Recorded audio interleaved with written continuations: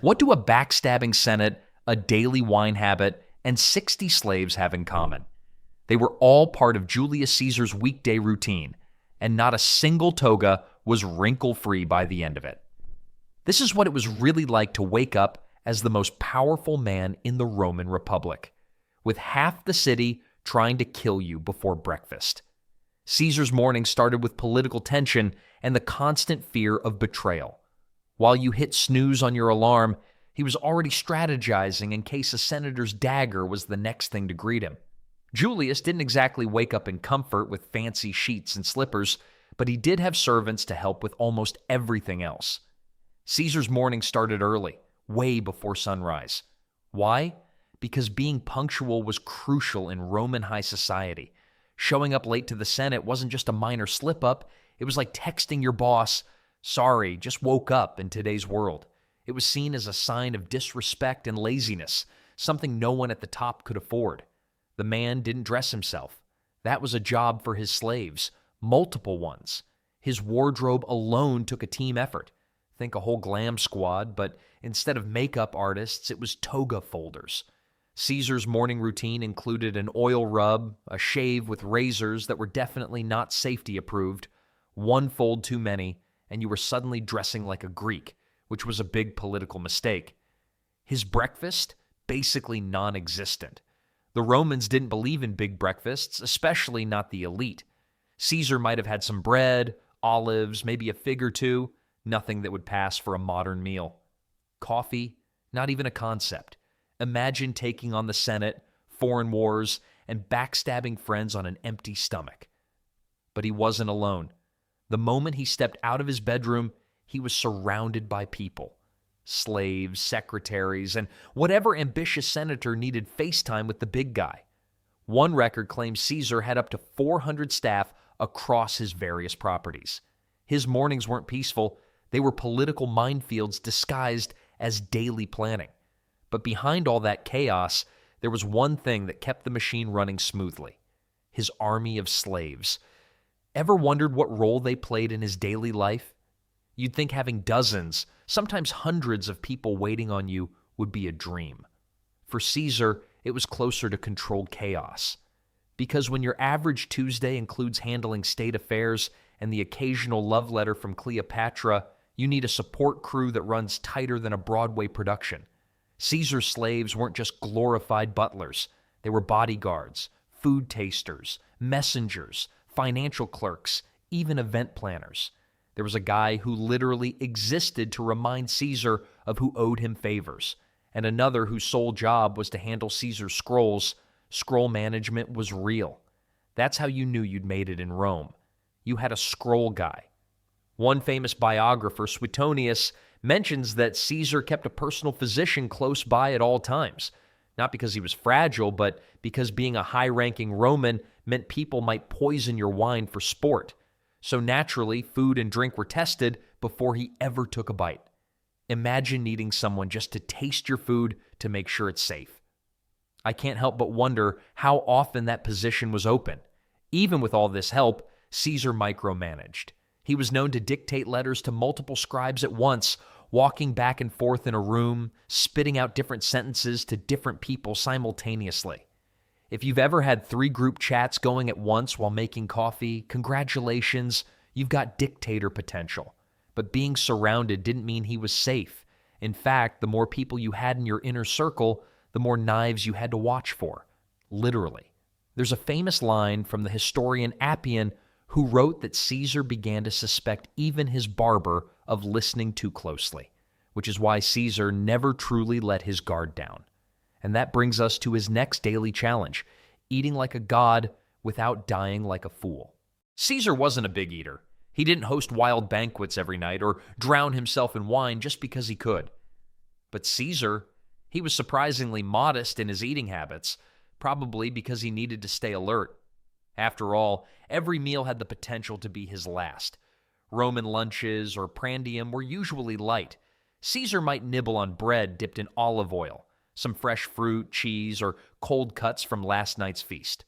Dinner, cena, though, was the big event, assuming he made it that far. This was Rome, where people might stab you over salad. But dinner wasn't just food, it was theater. Caesar's guest lists were stacked with political allies, potential traitors, and the occasional philosopher for good PR. And the food? Exotic, elaborate, and probably terrifying by modern standards. Flamingo tongues, dormice stuffed with pine nuts, fish sauces that smelled like regret. If Caesar smiled through it all, it wasn't because he loved the taste. It was because he had to look unbothered while chewing mystery meat. And drinks? Obviously, Rome loved its wine, but Caesar diluted his with water, which was considered shockingly unmanly by Roman standards. One senator reportedly mocked him for it, claiming Caesar drank like a Greek schoolboy. Caesar smiled. That senator later found himself reassigned to some unfortunate swamp in Gaul. He didn't have time for food comas. His dinners were timed, calculated, and always supervised. His cupbearer was under constant surveillance. The kitchen staff rotated regularly to prevent poisoning. One poor cook once forgot to sample Caesar's stew before serving it. He was never seen again. But even with all this paranoia, Caesar rarely skipped meals. Because food wasn't just sustenance, it was performance. Every bite was a power move, and every dinner was followed by the real work, navigating the politics of Rome's most treacherous arena, the Senate. Caesar's fashion choices weren't just bold, they were borderline scandalous. When you think of Julius Caesar, odds are you picture a man in pristine white robes with a laurel crown on his head, looking like he's ready to film a shampoo commercial. The toga was the Roman power suit, and Caesar weaponized it like no one else. He famously wore a long-sleeved ankle-length robe dyed bright purple, a color so rare and expensive it was practically yelling, "I'm untouchable," without saying a word. The dye came from crushed sea snails, thousands of them, for one garment. Wearing purple was legally reserved for generals celebrating a triumph or certain high priests. Caesar wore it every day, just because he could. Senators hated this. It was like showing up to work in a crown and refusing to take it off. Then there was the laurel crown. Most people think he wore it for style. According to Plutarch, Caesar used it to hide his receding hairline. Yes, the most feared man in Rome was also one of history's earliest victims of male pattern baldness. Imagine conquering Gaul only to lose the war against your own scalp. Still, Caesar knew image was everything. His sandals were polished. His garments were meticulously cleaned. He was once ridiculed by Cicero for being too vain with his grooming. Caesar just responded by taking absolute power. Who's vain now? And all of this, the purple robes, the crown, the curated aura, was designed to blur the lines between republic and empire. He wasn't king, technically, but he dressed like one, and Rome noticed. How did the most powerful man in the world unwind after a day of dodging knives and political sabotage? One word: Cleopatra. If you think Caesar's love life was all candlelight and roses, think again. This was a man whose bedroom affairs could start wars, and at the top of his complicated romantic pyramid, one very powerful, very intelligent queen, Cleopatra. Caesar met Cleopatra when she had herself smuggled into the royal palace inside a rolled-up carpet. You read that right. This wasn't a rom-com scene, it was a strategic ambush disguised as a meet-cute. Caesar unrolled the rug and boom, out came Egypt's most dangerous woman, ready to negotiate and seduce. Their relationship wasn't just about passion, it was political gold. Cleopatra was young, charismatic, and ruled the richest country in the known world. Caesar? He was technically married at the time, but Rome kind of shrugged. He's Caesar. What are we going to do? Tell him no? The two became inseparable. He gave her Roman protection. She gave him a son, Caesarion.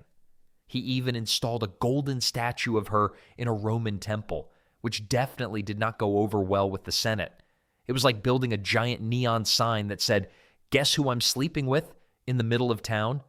When they weren't ruling empires, they were partying like gods. A Roman poet once wrote about Caesar and Cleopatra floating down the Nile on a boat made of gold, drinking wine and tossing flowers to their servants. That's not a metaphor. That was Thursday. But Rome didn't like the influence Cleopatra had. Senators whispered that she wanted to make Caesar a king, that she'd move the capital to Alexandria, that she'd turn Rome into a monarchy ruled by foreign blood. And while Caesar laughed off the gossip, the whispers only got louder. Because as we'll see next, even the mightiest man in the world couldn't outmaneuver Rome's most dangerous animal, the Senate. It's time to go argue with 100 old men who hate your guts but still want your endorsement for their nephew's government job. Welcome to the Roman Senate, also known as Caesar's daily exercise in dodging both paperwork and murder. The Senate wasn't some polite debating club. It was a lion pit full of career backstabbers, each draped in white robes and fake smiles. And Caesar walked in like he owned the place, which, to be fair, he kind of did. After declaring himself dictator for life, the man had veto power over basically everything short of the weather. Still, Caesar played the game. He showed up regularly, made speeches that dripped with subtle threats and dramatic flair, and acted like every decision was a joint effort. One historian wrote that Caesar was supremely gifted at pretending to consult others while doing whatever he wanted. Basically, he was the guy who asked for your opinion and then ignored it entirely. He also sat on a golden chair. Not metaphorically, a literal gold-plated throne placed higher than everyone else's. That kind of seating arrangement tends to get you killed in republics. Despite his overwhelming power, Caesar remained oddly trusting. He dismissed his bodyguards when walking into the Curia, the Senate house, on more than one occasion. Either he believed in his own invincibility, or he was just tired of having to explain himself to his own security. And while the senators applauded his reforms in public, in private, they plotted. They said he was corrupting tradition. They called him a tyrant. But really, they were jealous. Caesar was too popular with the people, too successful in war, and far too good at reminding them that the republic ran on charisma, not just rules. But Caesar wasn't dumb. He knew what a warning looked like, especially when it came in the form of a soothsayer telling him to beware the Ides of March. March 15th, 44. BCE started like any other day for Caesar. Early rise, light breakfast, a brief scroll dictation marathon. But this wasn't just any day. It was the Ides of March, a date that had now become famous for betrayal, bloodshed, and the worst surprise party in history. According to Plutarch, Caesar almost didn't go to the Senate that morning. He felt unwell. His wife Calpurnia had a nightmare and begged him to stay home. Even his doctors advised rest. But Caesar, he didn't want to look weak. Skipping Senate meant giving power to rumors, and he never gave anyone that satisfaction. So he got dressed, purple robe, laurel crown, polished sandals, and headed out. The scene inside the Senate house that day was tense. 60 conspirators were in on the plan. Some were close friends. One had been raised by Caesar himself. They circled him slowly, like sharks dressed in linen. Then, a signal. The first man approached with a petition. Caesar waved him off. That's when the knives came out. The first stab went into his shoulder. He turned, shocked. Then another cut across his chest. Then another. He tried to fight back but collapsed under the weight of the attack. According to legend and Shakespeare's dramatic license, his last words were "Et tu, Brute," spoken to Brutus, one of his closest allies. By the end, he'd been stabbed 23 times. Only one was fatal. The rest were symbolic. Everyone wanted to leave their mark.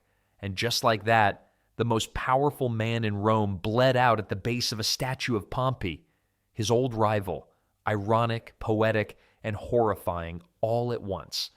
But that wasn't the end of Caesar's influence. If anything, it was just the beginning of his transformation into legend.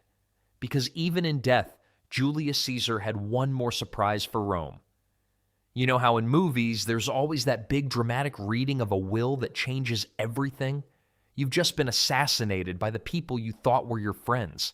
Your body's still warm, and the Senate thinks they've finally taken you down for good. But then, out of nowhere, your loyal right-hand man, Mark Antony, steps up and opens your will. This wasn't just some dull document. Instead of the typical power grabs, Caesar dropped the ultimate plot twist. He had named his grandnephew, a teenager named Octavian, as his heir. Not the senators, not the men who had been working with him for years, a kid who couldn't even grow a decent beard yet. That set the stage for everything to come. Rome wasn't going to return to some old power structure. It was going to go in a totally different direction. Caesar had left money to every citizen of Rome, a little cash to make sure the people didn't turn on him. He was buying loyalty. And it worked. Riots broke out.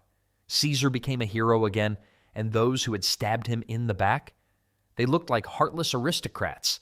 Suddenly, no one was asking, why did they kill Caesar? Instead, it was, who would dare to cross Caesar's name now? The senators. They realized too late that they'd killed more than a man. They'd killed an idea, a legend, a martyr. After his death, Caesar didn't fade away like some forgotten emperor. He became a damn god. It's like this. Within months of his death, the Senate, in their infinite wisdom, declared Caesar Divus Julius, basically the divine Julius. The same bunch that had stabbed him turned around and made him a deity. Classic Roman drama, right? They didn't stop there. Statues popped up all over the city, and his face started showing up on coins stamped with the words Divus Julius. And this was the first time it happened in Roman history. Caesar wasn't just remembered, he was worshipped. They basically turned his image into a brand that every future emperor wanted to latch on to. Octavian, the grandnephew, wasn't going to sit around and play second fiddle. He took on the name Augustus Caesar, and he became the first emperor of Rome. Because if Julius was a god, then Augustus was his son. Nice PR move. Caesar's influence didn't stop in the afterlife. Temples were built. Priests were named in his honor. His birth month, Quintilis, became July. We've been honoring Caesar's legacy every time we say the month's name, which begs the question, what kind of man leaves behind a legacy so powerful that even his murderers couldn't kill it? So, what was it really like to be Julius Caesar? It was a constant game of power and survival. Every day he woke up to a world of endless battles, political and personal, facing enemies, betrayal, and the weight of his own ambition. He lived his life surrounded by people who either wanted to take him down or use him for their own gain. And yet, in the midst of it all, he was building something that would change history forever. But for all his greatness, Caesar couldn't conquer the one thing that would ultimately bring him down: trust. Even the most powerful man in Rome had to watch his back, even at the dinner table. Terrifying, exhilarating, lonely, paranoid, legendary. That's what it was really like to be Julius Caesar.